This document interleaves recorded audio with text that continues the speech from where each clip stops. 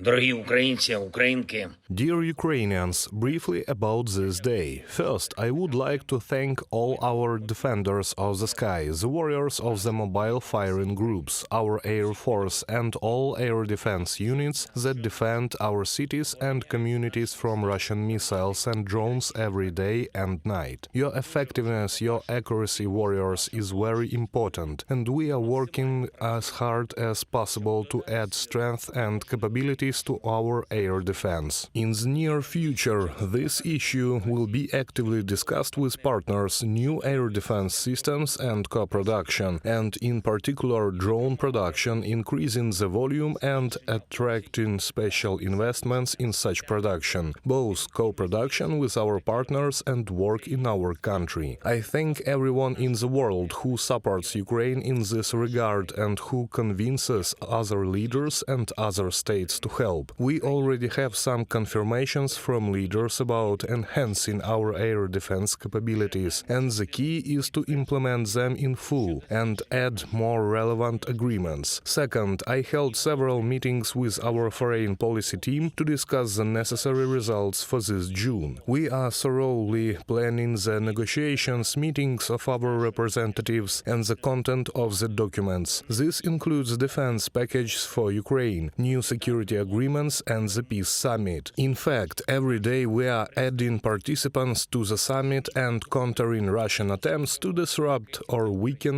the summit. Now every representative of Ukraine has a clear task to make the next months more productive for Ukraine. And every month, every week, every day should contribute to the strength of our state, our society in the defense, in our defense. It depends on everyone who works for the state and in the state. And third, yesterday in the Kharkiv sector, Irina Tsibuch, a combat medic of the Hospitaliers, was killed in the war. She was one of those who not only defend the state, but also did everything to ensure that others joined, trained and learned to be effective. In matters of both frontline medicine and respect for Ukrainian warriors, in matters of memorializing the feat of Ukrainians, my condolences to all of Irina's brothers in arms and friends, all of her loved ones, everyone who knew her, and everyone she inspired to fight for Ukraine and achieve results for Ukraine. It is very important that her work and the efforts of all our fallen heroes continue. May the memory of all those who gave their lives for the sake of Ukraine be eternal and blessed. I thank everyone in the world who cares and does everything possible to ensure that Russian evil leaves Ukrainian land as soon as possible. Glory to Ukraine.